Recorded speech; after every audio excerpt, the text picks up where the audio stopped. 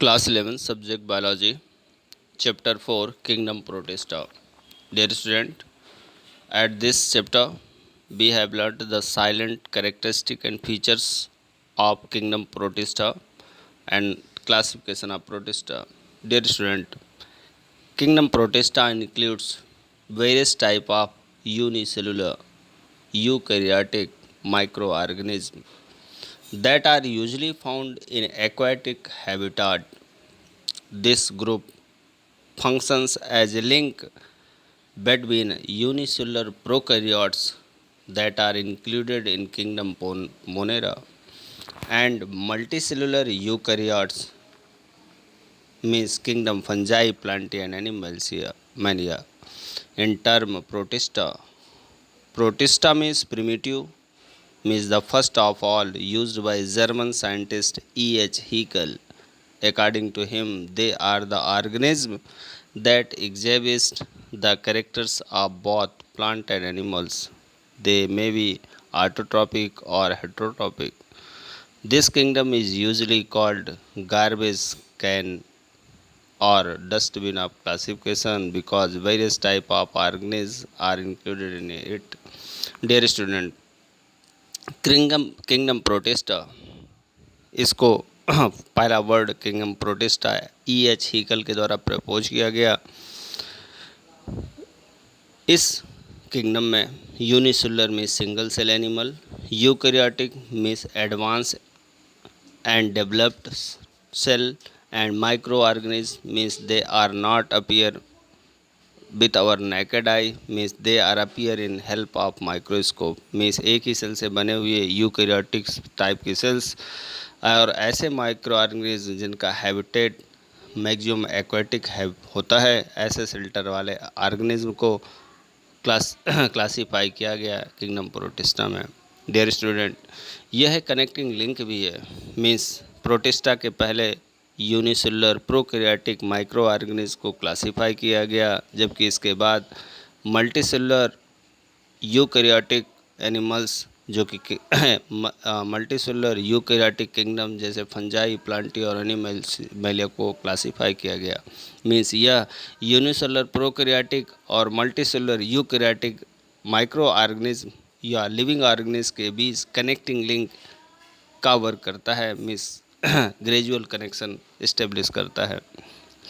Dear student, protista का means भी होता है ऐसे एनिमल्स जो पहले हों और बहुत ही प्रिमिटिव हों। Dear student, E.H. हीगल के अकॉर्ड ये प्लांट और एनिमल्स दोनों जैसा व्यवहार करते हैं। इन्हें गार्बेज कैन या डस्टबिन क्लासिफिकेशन का डस्टबिन कहा जाता है क्योंकि इनमें डिफरेंट टाइप के लिविंग ऑर्गेनिज्म क्या किए गए, इंक्लूड किए गए हैं। यदि से हम इसे कंक्लूड करें तो प्रोटिस्टा ऐसे लिविंग ऑर्गेनिज्म का ग्रुप हैं जो कि यूनिसेलुलर मीन्स सिंगल सेल से बने होते हैं, यूकैरियोटिक मीन्स एडवांस टाइप की सेल वाले होते हैं और माइक्रो ऑर्गेनिज्म होते हैं।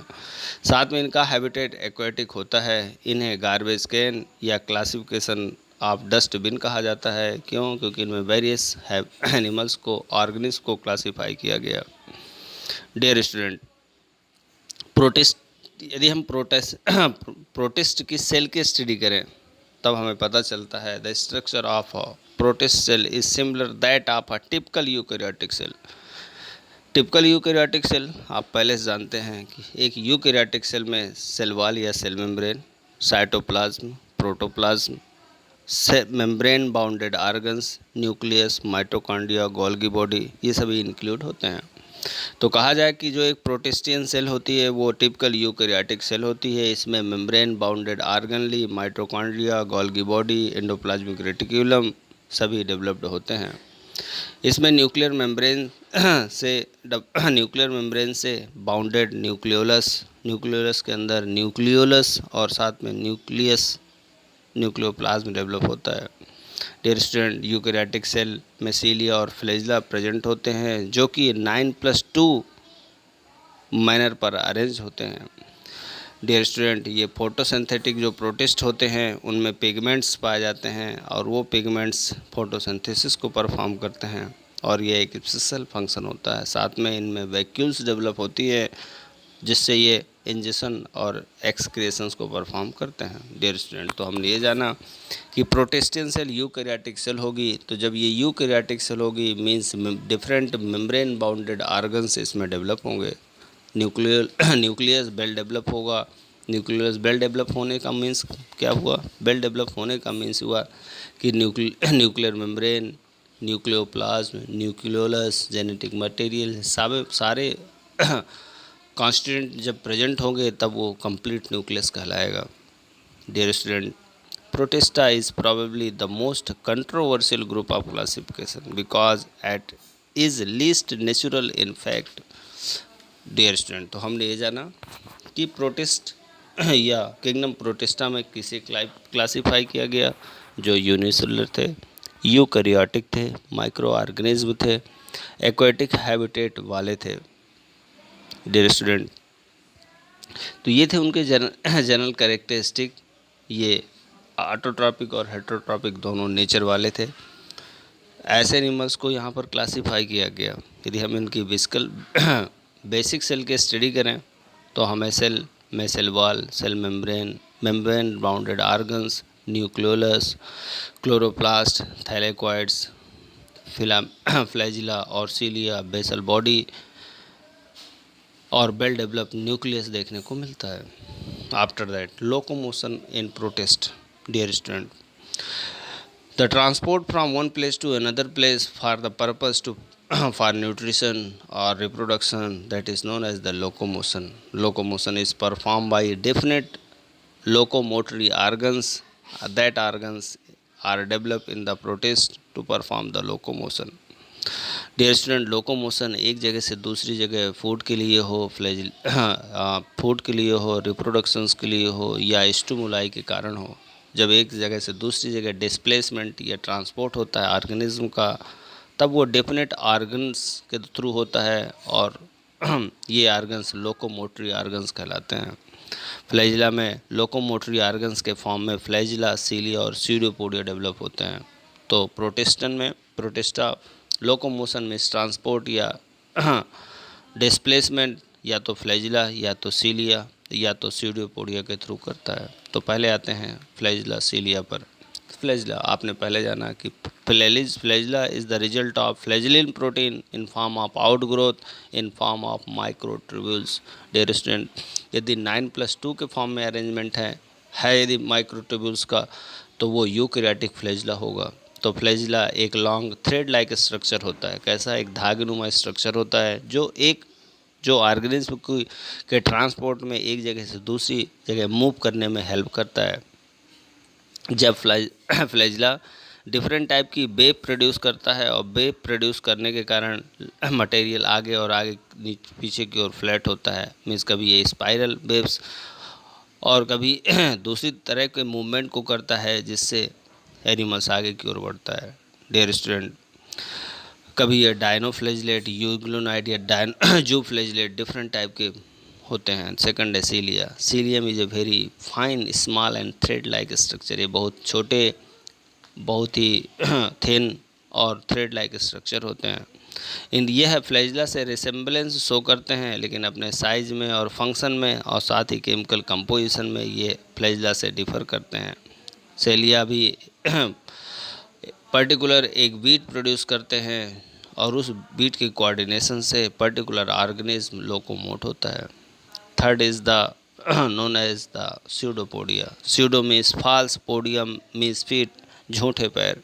स्यूडोपोडिया मीन्स झूठ, pseudo means false, podium means foot. ये प्रोटोप्लाज्मिक टेम्परेरी एक्सटेंशन है, मीन्स आउटग्रोथ्स हैं जो अपीयर होती हैं कुछ समय के लिए मास के फॉर्म में। क्यों प्रोड्यूस होती हैं? क्योंकि प्रोटोप्लाज्म मूवमेंट करता है। डियर स्टूडेंट, किसी भी सेल के अंदर प्रोटोप्लाज्म डिफरेंट मैनर से मूव करता है। कभी वो सर्कुलर, कभी वो वर्टिकल, कभी हॉरिजॉन्टल, कभी जिगजैग। और ये प्रोटोप्लाज्मिक मूवमेंट के कारण पर्टिकुलर प्रोटिस्टिन ऑर्गेनिज्म की सेल में एक्सटेंशन आउटग्रोथ के फॉर्म में टेम्परेरी कंडीशन में प्रोड्यूस होते हैं और उनकी हेल्प से पर्टिकुलर ऑर्गेनिज्म क्या करता है? लोकोमोट होता है। और ये फॉल्स फीट ही स्यूडोपोडिया के नाम से जानते हैं। डियर स्टूडेंट, ये कई तरह के होते हैं। फर्स्ट लोबोपोडिया, ऐसे स्यूडोपोड्स जिनका एंड ब्लंट होता है और वो राउंड होते हैं, वो लोबोपोडिया जैसे अमीबा में देखने को मिलता है। फिलोपोडिया, स्यूडोपोडियम सिलेंड्रिकल स्ट्रक्चर रहा होता है जैसे एक लाइफाम है। रेटिकुलोपोडिया, इसमें सोडियम जो स्यूडोपोडिया बनता है वो ब्रांच्ड बनता है। एपॉक्सपोडिया, ऐसे में एक्सियल फिलामेंट्स देखने को मिलता है। So dear student, locomotion cause by pseudopodia is formed on the body irregular shaped organism in the direction in which desired to move and protoplasm flow into the pseudopodium. Dear student, होता ये है कि जिस direction में उसे move करना होता है उसके जस्ट अपोजिट डायरेक्शन में प्रोटोप्लाज्म मूव कर जाता है, जिससे वह पार्ट हल्का होकर आगे की ओर और रिमेंस पार्ट पीछे की ओर मूव होता है। और जेल सॉल्व थ्योरी यहाँ पर क्या होती है, परफॉर्म होती है। Dear student, significance of the locomotion. Locomotion help in searching food, water, habitat and companion. Dear student, जब ऑर्गेनिज्म एक जगह से दूसरी जगह लोकोमोट होता है, मूव करता है, तो या तो वो फूड सर्च करता है, या तो वाटर सर्च करता है, या तो वो हैबिटेट या शेल्टर चाहता है, या वो रिप्रोडक्शन के लिए कंपेनियन को सर्च कर रहा होता है। Locomotion help the organism to search the place for reproduction. Organisms protect themselves from the enemies by the help of locomotion. Organisms collect material for making homes by the help of locomotion. So main purpose for locomotion in the organism: searching food, searching water, searching habitat or companion for the reproduction. He perform the particular organisms perform the locomotion or movement to protect themselves from enemies or adverse physical conditions. So dear student, different animals food के लिए, shelter के लिए, reproductions के लिए, अपने protections के लिए, या अपने शेल्टर को प्रिपेयर करने के लिए, जब वो डिफरेंट लोकोमोटरी ऑर्गन्स के थ्रू एक जगह से दूसरी जगह क्या करता है, मूवमेंट करता है, वो ऑर्गन्स जिनके थ्रू ये मूवमेंट करता है वो लोकोमोटरी ऑर्गन्स कहलाते हैं। प्रोटिस्टेंस में लोकोमोशंस 3 ऑर्गन्स के थ्रू होता है। पहले हैं फ्लैजिला, दूसरे हैं सीलिया और तीसरे हैं स्यूडोपोडिया। फ्लैजिला क्या है? थ्रेड लाइक स्ट्रक्चर है, फ्लैजिलिन प्रोटीन से बने होंगे और 9+2 के फॉर्म में माइक्रोट्यूब्यूल्स अरेंज होंगे। ये इस डिफरेंट टाइप का मूवमेंट करेंगे, कभी स्पाइरल कभी सर्कुलर, और मूवमेंट होना शुरू होगी उस पर्टिकुलर प्रोटेस्टन ऑर्गेनिज्म में। सीलिया ये थिन होंगे, फाइन होंगे, स्मॉल होंगे।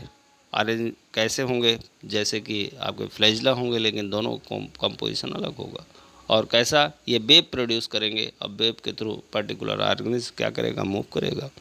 थर्ड आता है स्यूडोपोडिया, मीन्स किसी भी सेल के अंदर जब प्रोटोप्लाज्म मूव करता है तो पर्टिकुलर क्या बनते हैं, एक्सटेंशन प्रोड्यूस होते हैं, और वो एक्सटेंशन डिफरेंट शेप, साइज और लेंथ के होते हैं, और उन्हें स्यूडोपोडिया कहा जाता है।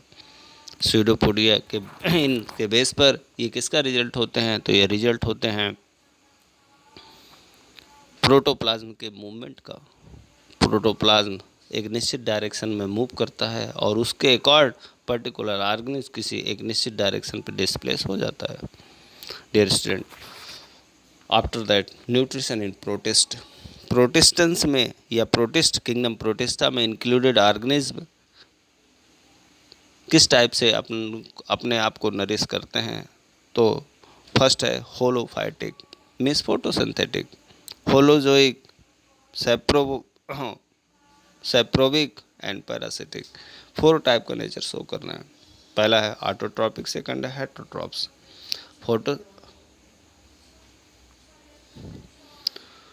फोटोसिंथेटिक और holophytic, the protist make their own food by photosynthesis. There are holophytic, means ऐसे जो प्लांट की तरह अपना फूड मटेरियल प्रिपेयर करते हैं, जैसे कि फोटोसिंथेसिस, जैसे डायनोफ्लैजिलेट, डायटम्स और यूग्लिनॉइड। ये 3 ग्रुप क्लासेस ऐसी हैं प्रोटिस्टेंस की जो क्या करती हैं, फोटोसिंथेटिक होती हैं।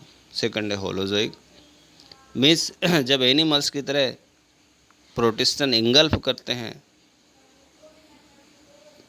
तब ये होलोजोइक न्यूट्रिशन कहलाता है। और ये वेरियस प्रोटिस्ट, चाहे वो अमीबा हो या पैरामीशियम, ये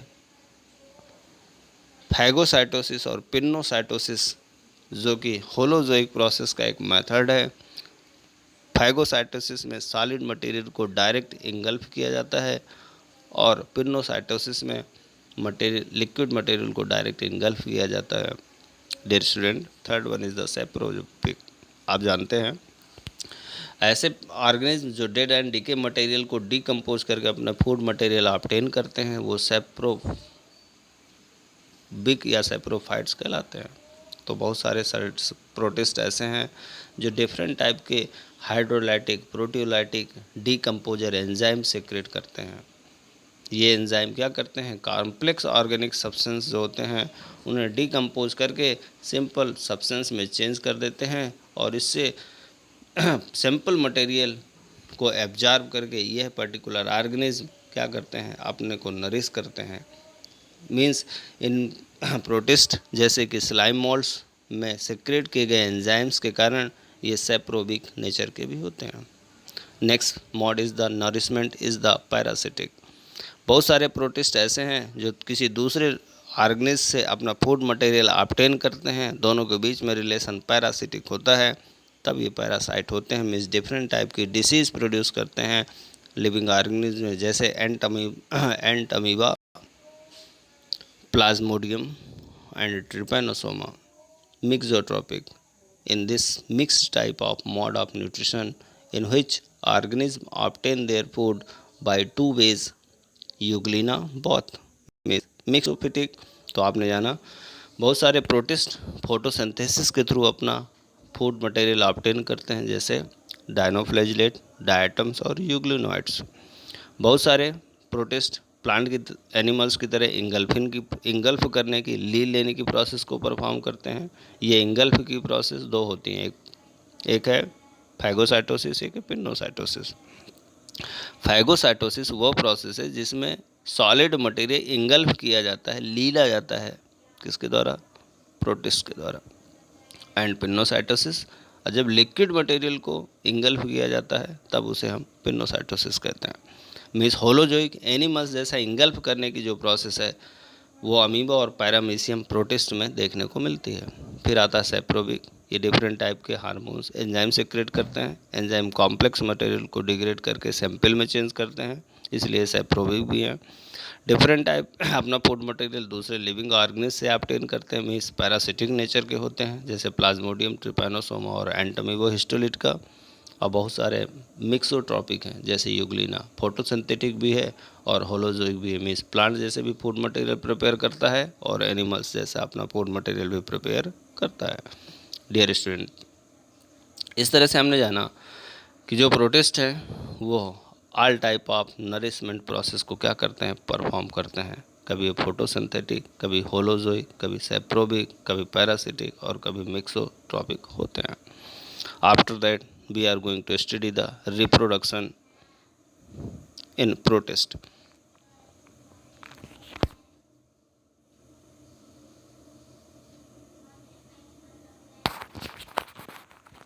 Dear student, like other organisms, two type of reproduction are found in protist, asexual and sexual.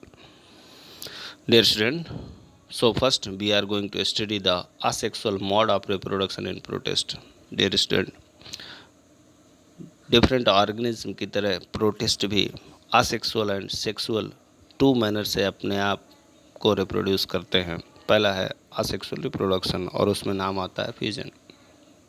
Dear student, यदि सेल दो या दो से अधिक हाफ में डिवाइड हो जाए, डियर स्टूडेंट, यदि सेल माइटोटिक डिविजन्स के थ्रू दो या दो से अधिक हाफ में डिवाइड हो जाती है तब हम उसे फ्यूजन्स कहते हैं। Means in this the body, means कौन सी बॉडी, जो सेल है, किसकी सेल, प्रोटिस्ट की cell.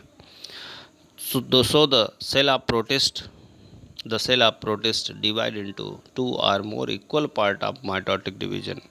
When the body divides into two equal part by one mitotic division only, that is called binary fusion. But when body divides into many equal parts by numerous mitotic division, that is called multiple fission. This division may be transfer or longitudinal.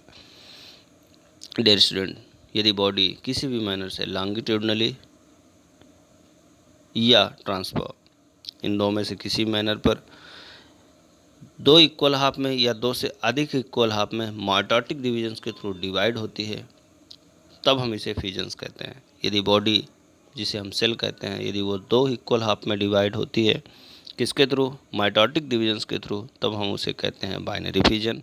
और यदि वो दो से अधिक part में divide होती है, किसके थ्रू? माइटोटिक डिविजन्स के थ्रू, तब हम उसे कहते हैं मल्टीपल फिजन।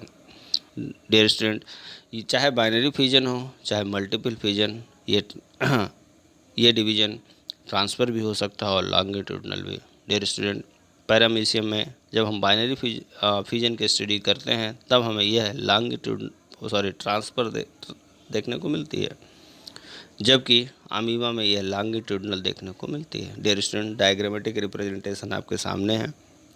अर्ली प्रोफेज देख लीजिए। आपने अभी सेल साइकिल चलता है, आप जानते हैं सेल डिवीजन में प्रोफेज, मेटाफेज, एनाफेज और टीलोफेज 4 स्टेजेस से ये डिविजन्स को परफॉर्म करके S1, G1, G2 और एम फेज से होते हुए सेल साइकिल को परफॉर्म करती है।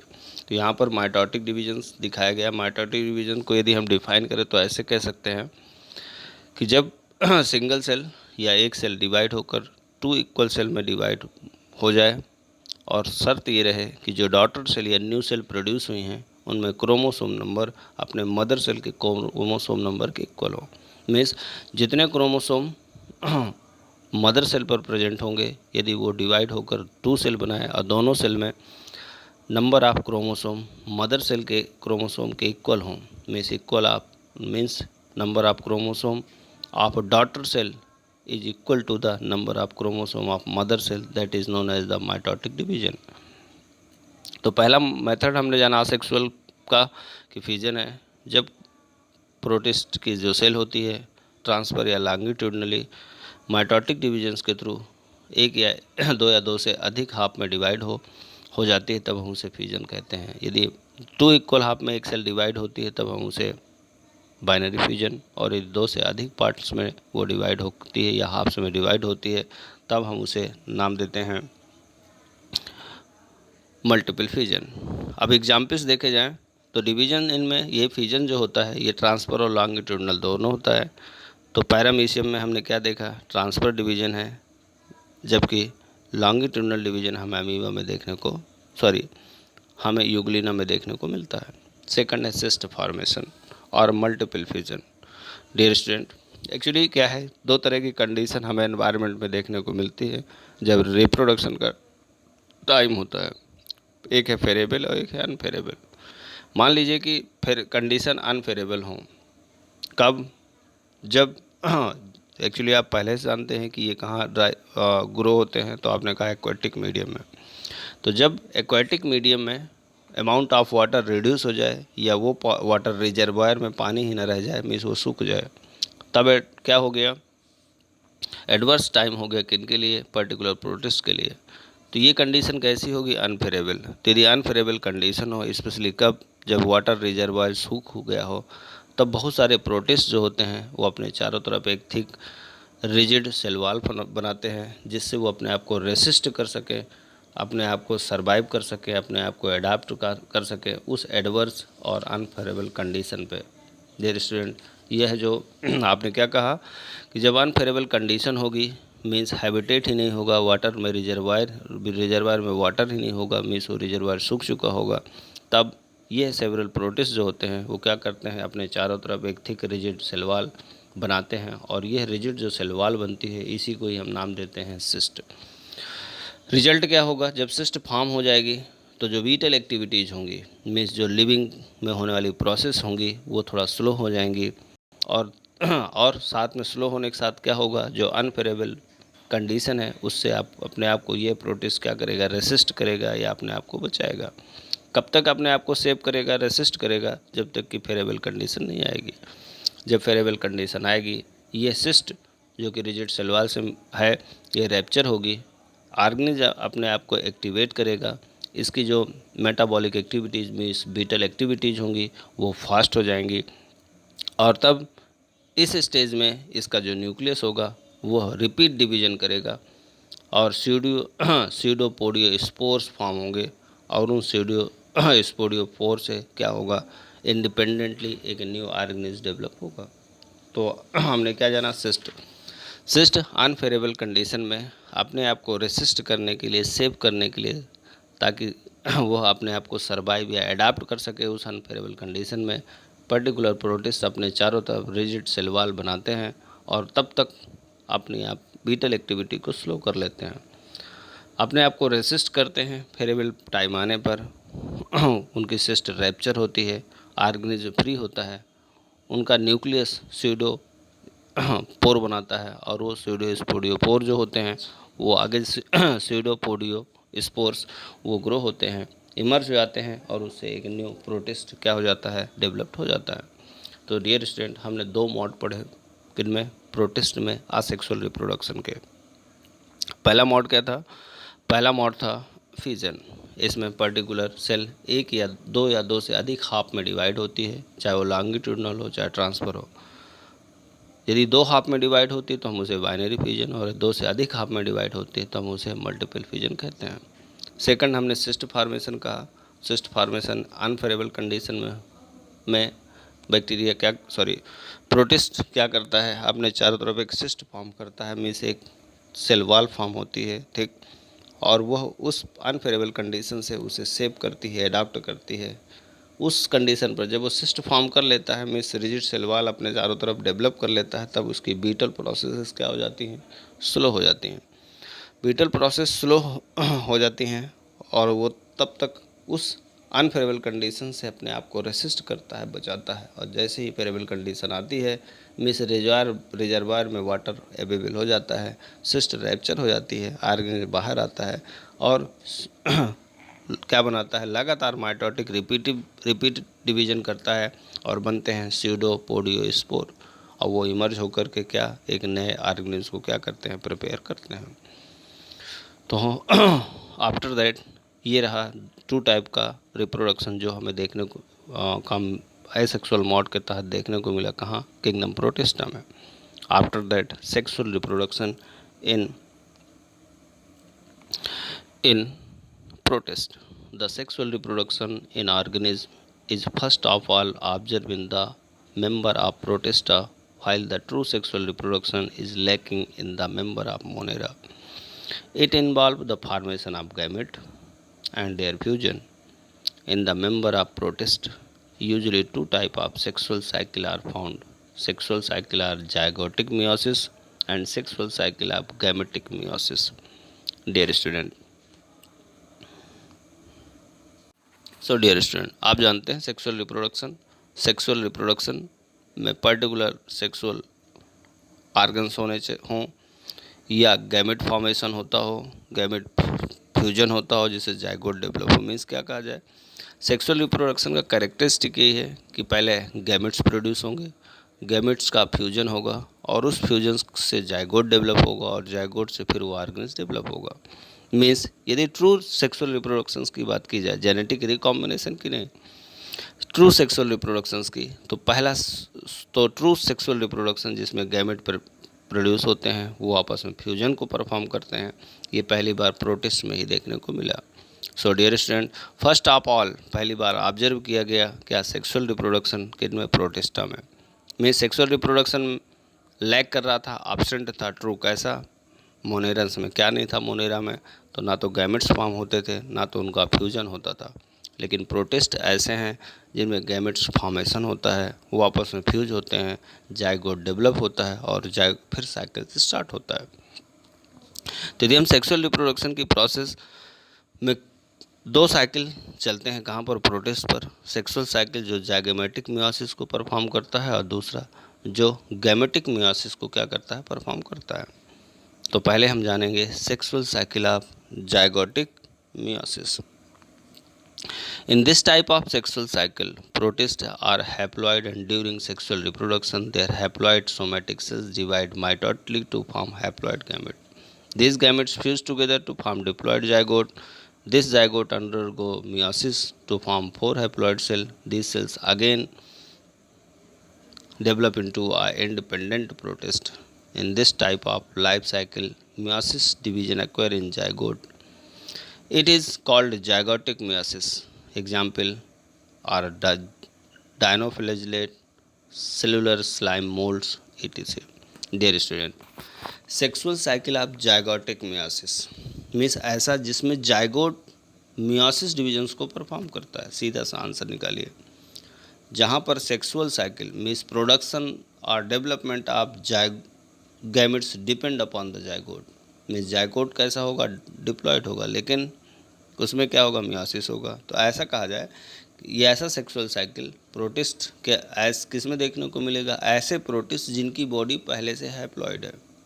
जब वो हैप्लॉयड होगी तो मीन्स प्रोटिस्ट ही कैसा होगा, गैमेट ही होगा। मीन्स वो हैप्लॉयड सेल ही कैसी होगी, सोमैटिक सेल होगी। ये सोमैटिक सेल माइटोटिक डिवीजन करेगी, 1 से 2 सेल बनेगी। दोनों कैसी होंगी, हैप्लॉयड होंगी। वो आपस में फ्यूज करेंगी, फ्यूजन से क्या बनेगा, डिप्लॉयड जाइगोट बनेगा। अब ये जाइगोट क्या परफॉर्म करेगा, तो ये जाइगोट रिडक्शनल डिवीजन परफॉर्म करेगा। Reductional division that is the meiosis division. Meiosis का मतलब जब एक सेल डिवाइड होकर 4 सेल बनाती है। 4 सेल्स, वो जो बनी हुई 4 डॉटर सेल्स होती हैं, उसमें क्रोमोसोम नंबर अपने मदर सेल के क्रोमोसोम नंबर क्या हो जाता है, हाफ हो जाता है। और जब वो हाफ हो जाता है तो वो पर्टिकुलर सेल हैप्लॉयड हो जाती है, मीन्स डिप्लॉयड सेल डिवाइड होकर हैप्लॉयड सेल प्रोड्यूस करती है, तब ये डिवीजन मियोसिस कहलाता है। तो हमने क्या जाना, प्रोटिस्ट पहले से हैप्लॉयड है, वो कैसा डिवीजन करेगा, माइटोटिक डिवीजन करेगा। बहुत सारे हैप्लॉयड गैमेट्स बनेंगे, वो आपस में फ्यूज करेंगे, जिससे डिप्लॉयड जाइगोट बनेगा। अब जाइगोट में कौन सा डिवीजन होगा, मियोसिस डिवीजन या रिडक्शनल डिवीजन होगा, जिससे वो पर्टिकुलर ऑर्गेनिज्म क्या हो जाएगा, डेवलप हो जाएगा।